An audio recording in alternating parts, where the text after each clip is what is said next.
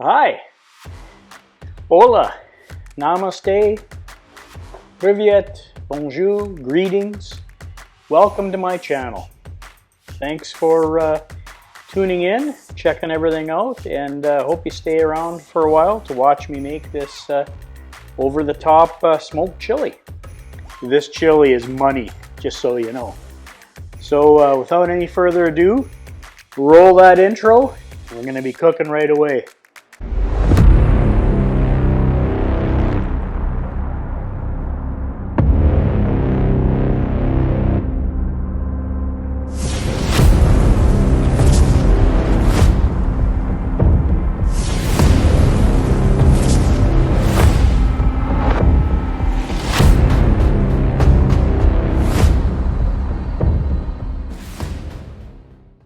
So the weather's a little cold outside, so great time to make some chili.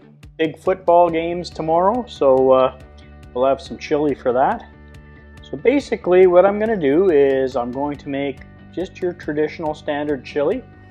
I like to use this SuckleBusters chili blend, chili mix.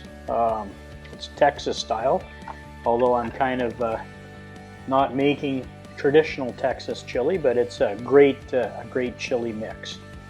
So anyways, I'll go through how to make over-the-top chili. It's really simple, and this mix here makes about 2 pounds for the meat, and I'll show you how to put everything into a Dutch oven. Now I'm using my 6 quart. I have a 4 quart, but 6 quart just holds everything nicely. So first of all, we're going to dice up our veggies and cut I like to use peppers in my chili. So let's do that without cutting our fingers off. Alright, so we'll just fast forward me dicing these peppers up. So I got a red pepper. I have a red pepper that I just cut, a yellow pepper, an orange pepper. I got a jalapeno and an onion. Oh. I'm just a backyard cook. I'm not a chef by any means. Having a sharp knife is key. I'm using my, I got a Wusthof knife. If you like any of my the equipment I use, I always put the links in the description below in case you're interested. They're all affiliate links. They're Amazon links. And if you do buy something, it helps support the channel. And it doesn't cost anything extra to you as your normal Amazon shopping. So I'm gonna get these veggies diced up. I'll fast forward this so you don't have to sit there and wait. Okay, these are just peppers, Chase. Nothing exciting here.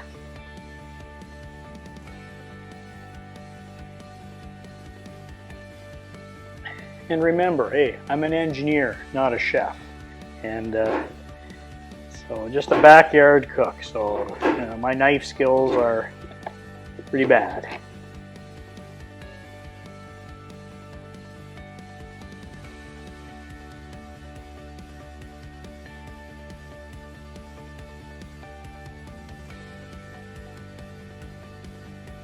So I've got a jalapeno here. You don't have to put this in if you don't like a lot of spice in your chili, but actually, you don't really even, after it simmers for so long, it doesn't, can't even really taste it too much, but it just adds a little flavor. So, sorry, it doesn't add a lot of hotness, just flavor. People in Texas, you'd be disappointed if I didn't put one in. And although I'm not putting a poblano pepper in, and they're probably telling you that's sacrilege. And actually, when I get to this other can here, people are going to tell me it's not Texas chili, which I know it's not. We're gonna call this Canusa Chili, Canada, USA, Canusa Chili. Because again, I'm originally from northern Canada, and I'm in Wisconsin right now, so we put beans in our chili. So, we've got our veggies all chopped up. Now I'm going to put a 1/4 cup of garlic in, like that. I like garlic. You don't have to put any in if you don't want. It just adds a little flavor to the chili. Okay, and I like to use this fire roasted diced tomatoes. Put the whole can in, even the liquid. We're going to need it because you have to let this simmer for at least an hour or two out there. Okay, so I'm using tomato sauce, and this stuff's chili ready, so it's got a little spices in it. You don't have to use chili ready tomato sauce, but 1 can of tomato sauce, 1 can of diced fire roasted tomatoes. I like the fire roasted. I'm using Rotel, a can of Rotel. It's just diced tomatoes and chilies. Now, for my friends that are north of the 49th, just add extra. I don't know if you can get this in Canada, but I'll just add some more diced tomatoes. And then here's the controversial item. My family likes beans. You don't have to put beans in if you don't want to. For my Canusa chili, I'm going to put beans in, but you don't have to. Traditional Texas chili has no beans, but we're in Wisconsin, so we're going to put some kidney beans in. To keep it a little moist out there, I'm going to use some beef broth, 1 can. All right, and we're going to stir this a little bit. Just use your spatula, kitchen spatula, and mix it around a little bit. For the SuckleBusters chili, now again, it doesn't have to be SuckleBusters. The Meat Church makes a nice one. There's all kinds of different chili, but this is it smells great. It reminds me of real Texas style chili. So I'm going to put both packages in here. Depending on the spice level you like, only put 1 in if you want, but I'm adding the second one. And again, this is going to be good for 2 pounds of meat, which we're going to add here in a second. All right, so we're just going to stir this in with the spatula, fold it in. It's really smelling great. Again, I know we don't have smell-o-vision yet, but maybe somebody will invent that someday. It smells great. Even without the meat or simmering or anything, the chili powder and all the fresh ingredients smell really good. We've got our ingredients in, and I'm gonna put one last ingredient in. Well, and finally, just for a little flavor, everybody's a little different. I'm gonna put in honor of Johnny Lawrence from Cobra Kai. I got a little bit of Coors Banquet here. I'm gonna put into the chili. A little for me first.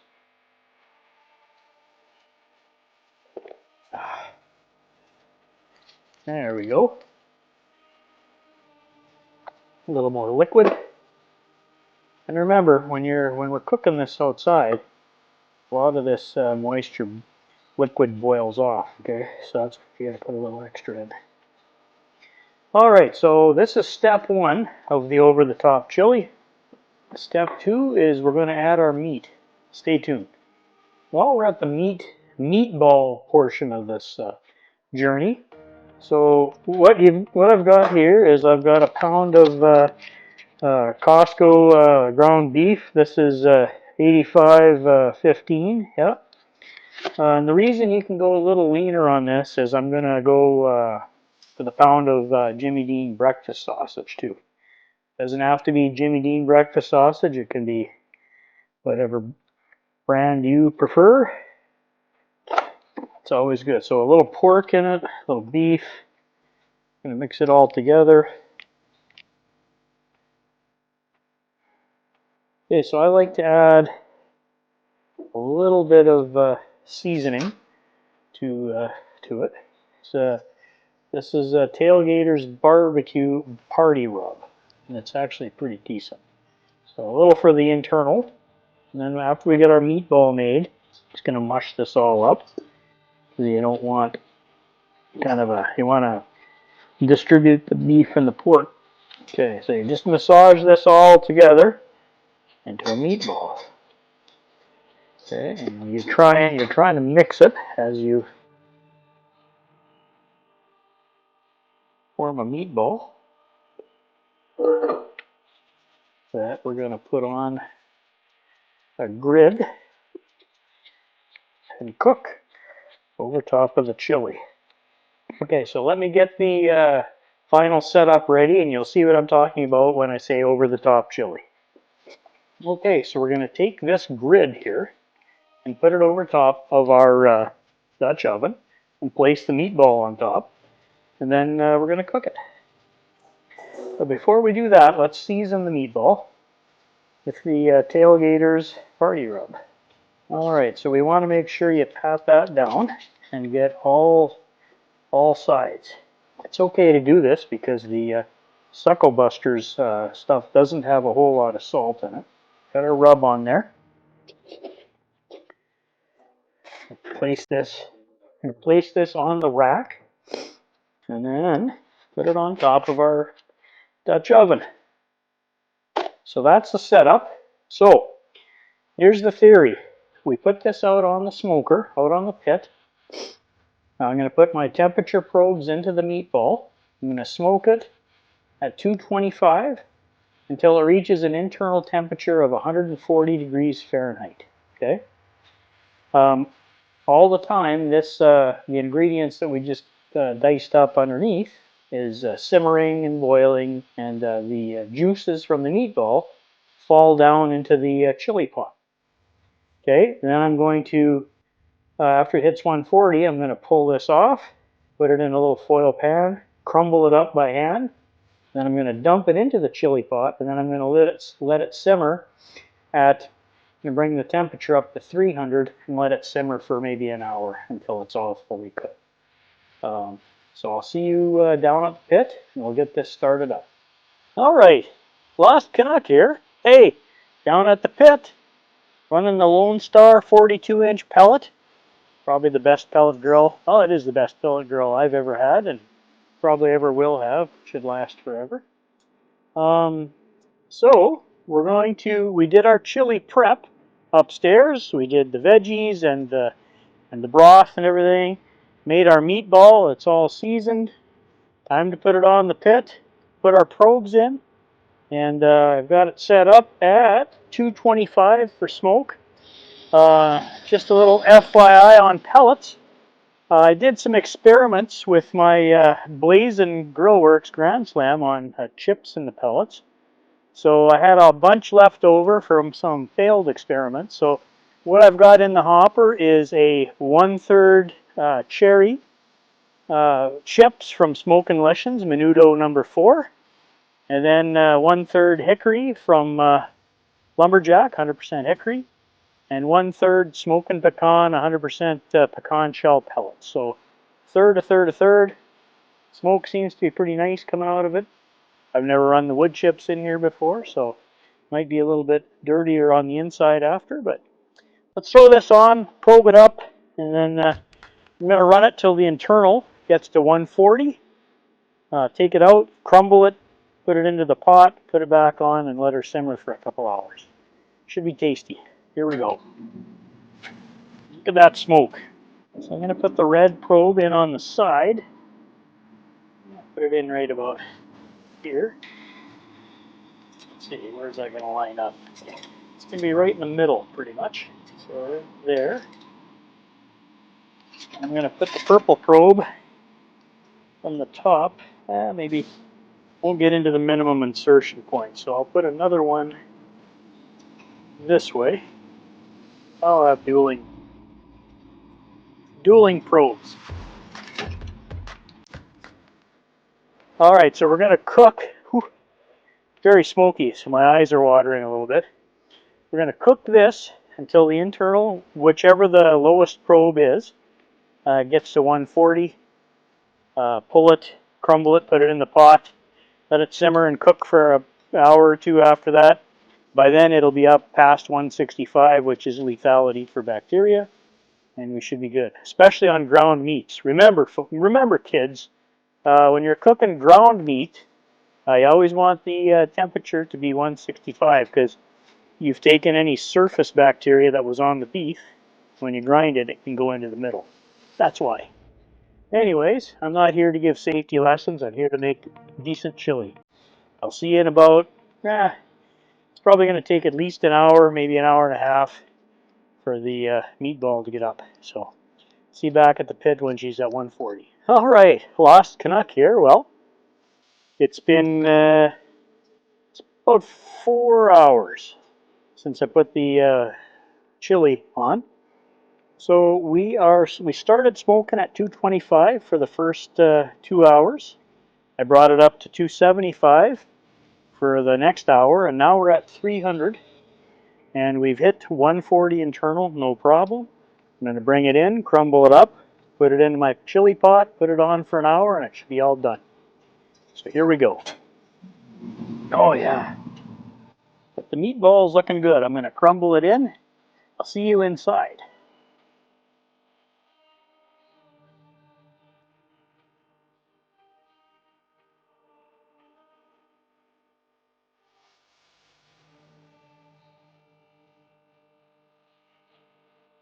Hey, Lost Canuck, back with you again. So I just put the chili back on the pit. Open the lid quick. This thing's smoking like crazy. So all the meat's in the chili pot now. We're going to leave it simmer for about an hour. I'm going to turn this up to 350. Okay, so she set at 350. And it's safe to do so now because I've got enough cooks in on my pit that are hot and cold cycles that I can turn it up to higher temperatures now. I'm not going to go over 350 though, so. Anyways, so we're going to leave this in here for about an hour. Yeah, it's about 7 o'clock now, so chili will be done at 8. I'll call the family down and we will eat. We'll see you then. Lost Canuck out. All right, well, I think it's time to pull the chili. I'm going to do a quick temp check just to make sure we're food safe. It's looking good. Smells great. And we're at 190. Oh, there's 200 over here. Over here, 202. Check this little piece of meat here, 178. So yeah, we're okay. We won't die from eating my chili. Turn this back all the way down to 160. Turn off my RFX probes. Don't need that. I'll be right back. Okay, well, we're going to pull this off, bring it upstairs to the barbecue lab, and serve up some chili. So I'll see you upstairs. Lost Canuck out. Hey, Lost Canuck. Back upstairs here in the barbecue lab. So pulled the chili off, did some temperature probing. It was like in the high 180s to low 200s, so it's all food safe. It's good. It's been just simmering out there, so not sure if you can see that. Looks pretty good. She's steaming. And I'm going to just serve up a couple of bowls. I call this my Canusa Chili, Canada, USA chili, because it has beans in it. Some people like beans in their chili. Okay, well, there's a good scoop for my wife. And there's a good scoop for me. Okay, so I'm just going to put a little cheese on top. And I'll do a quick taste test. A little cheese on this one. We're in Wisconsin, so I gotta put some cheese on there. Come on. Okay. Grab a spoon and we'll stir it up and see how it tastes. Alright, so this is over the top. Oops. Over the top chili made on my smoker. With the meatball on top. Just mixing in the cheese. There we go. Pretty good. It's probably cheese hanging off my face. So yeah, smoky tasting. I can definitely smell or taste the smoke flavor. It's not too spicy, not too mild. It's right on. Really good flavor. Hey, if you like what you saw, or you want to ask me any questions about it, leave some comments down in the section below. Leave me a comment. I answer all my comments. Don't say anything about the beans in the chili because, well, Some people like the beans, some people don't.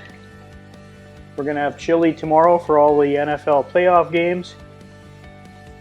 I kind of like chili on the second day. It always tastes a little better, but that's just me. And again, if you made it this far in the video, thanks for watching. If you're a returning subscriber, thanks for subscribing. If you haven't subscribed, I've always got content coming on the channel. Hit the old subscribe and like buttons. Helps my channel grow. And if you liked any of the stuff that you saw throughout the video, there's links down in the description below. They're Amazon affiliate links, but it helps my channel and it doesn't cost you anything extra. So again, if you like this video, check out a couple of these videos over here on the left. My left, your right. And catch you next time. Lost Canuck out.